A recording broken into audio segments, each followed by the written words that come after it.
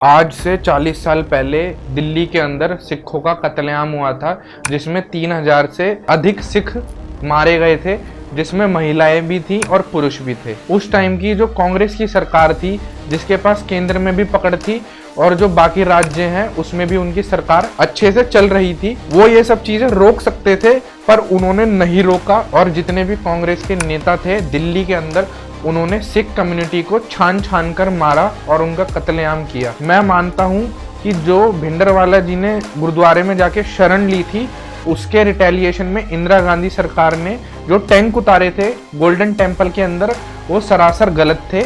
उस टाइम की सिचुएशन को आप किसी और तरीके से भी टैकल कर सकते थे और इतना कत्लेआम नहीं होता, पर उस टाइम की सरकार ने टेम्पल के अंदर ही आर्मी उतार दी, टैंक उतार दिए, जिसके रिटेलिएशन में फिर उनकी जान ले ली थी उन्हीं के एक सिख जत्थेदार ने, जो कि उनका बॉडीगार्ड था। फिर उसके रिटेलिएशन में कांग्रेस के जितने भी नेता थे, उन्होंने सिखों को पकड़ पकड़ कर दिल्ली के अंदर मारा। तो ये जो आज लोग ज्ञान देते हैं ना कांग्रेस पार्टी की, हमने बहुत देश को बचाया है, हम देश का अच्छा सोचते हैं, ये सरासर झूठ है।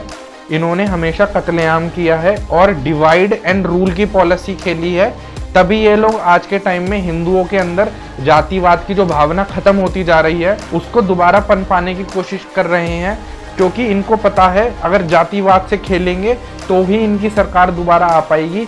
पर अगर हम हिंदुओं की बात करेंगे या सिख कम्युनिटी की राइट्स की बात करेंगे तो इनकी सरकार दोबारा नहीं आ पाएगी, क्योंकि पूरा देश जानता है कि जो सिख कम्युनिटी के साथ कांग्रेस पार्टी ने किया है वो हमेशा से गलत था और गलत रहेगा। बाकी सिख कम्युनिटी की इंडिविजुअल चॉइस है कि वो पंजाब में दोबारा इनको वोट दे के जिताते हैं कांग्रेस पार्टी को या किसी और पार्टी को, वो उनका पॉइंट ऑफ व्यू है, वो उनका राइट है। पर जो कांग्रेस की सरकार थी उस टाइम की, वो ये सब चीजें होने से रोक सकती थी, उन्होंने नहीं रोकी। उन्होंने डिवाइड एंड रूल की पॉलिसी खेली है पहले भी और आज भी।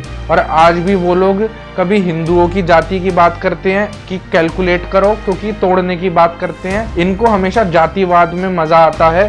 ये खुद को बहुत बड़ा हिंदू बोलते हैं, पर ये इफ्तार पार्टी में जाते हैं, क्रिश्चियन पार्टी में जाते हैं, पर इनको महाकुंभ में नहीं देखा गया कि ये महाकुंभ में भी स्नान करके आए थे। जनेऊ ये कई बार अपने गले में रखते हैं और इतना ढोंग करते हैं कि मैं बहुत बड़ा हिंदू हूँ।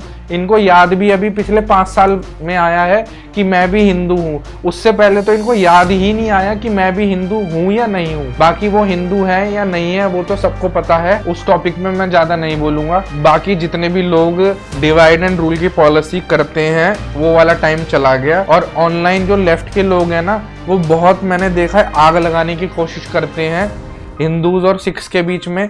उन सबको मैं एक चीज बोलना चाहूंगा, हिंदू और सिख कभी अलग है ही नहीं, ना वो कभी अलग थे। उनके धर्मगुरु भी हमारे धर्मगुरु हैं। जितने गुरुद्वारे के अंदर सिख कम्युनिटी जाती है उतने ही हिंदू जाते हैं और बराबर से सहयोग करते हैं एक दूसरे के धर्मों का। और ये दोनों चीजें एक ही हैं। जितने भी सिख लोग हैं वो दिवाली मनाते हैं और जितने भी हिंदू लोग हैं वो गुरुपुरब पे पार्ट लेते हैं और अपने लेवल पे जो चीज़ बेस्ट हो सकती है वो करते हैं। और जो सिखों के गुरु थे उन्होंने हमारे धर्म के लिए भी जान दी थी, हमारे धर्म के लिए भी वो लोग शहीद हुए थे और दीवारों में चिन गए थे ताकि जो सनातन धर्म है उसकी रक्षा हो सके।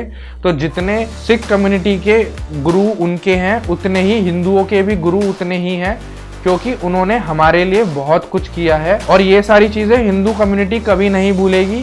पर ये जो डिवाइड एंड रूल की पॉलिसी खेलते हैं ना, मैं इनसे बोलना चाहता हूँ इसका कोई असर नहीं होगा और हमेशा से ये जो भाईचारा है ये बरकरार रहेगा और ये कभी टूट ही नहीं सकता, क्योंकि डिफरेंसेस है ही नहीं। हम दोनों एक ही सिक्के के पहलू हैं। पर ये जो लेफ्ट के लोग हैं ना, वो बहुत उल्टी उल्टी बात करते हैं और बहुत हेट फैलाते हैं। और जो कम दिमाग के, कम बुद्धि के लोग होते हैं ना, वो सब कम्युनिटी में होते हैं, तो वो ये सब चीजों से इफेक्ट हो जाते हैं। तो इन सारी चीजों से इफेक्ट नहीं होना। और हमेशा सबसे मैं बोलूंगा कि भाई प्यार बनाकर रखो और अपना आराम से रहो और अपना भाईचारा ऑन टॉप रखो। जय हिंद, जय श्री राम, भारत माता की जय।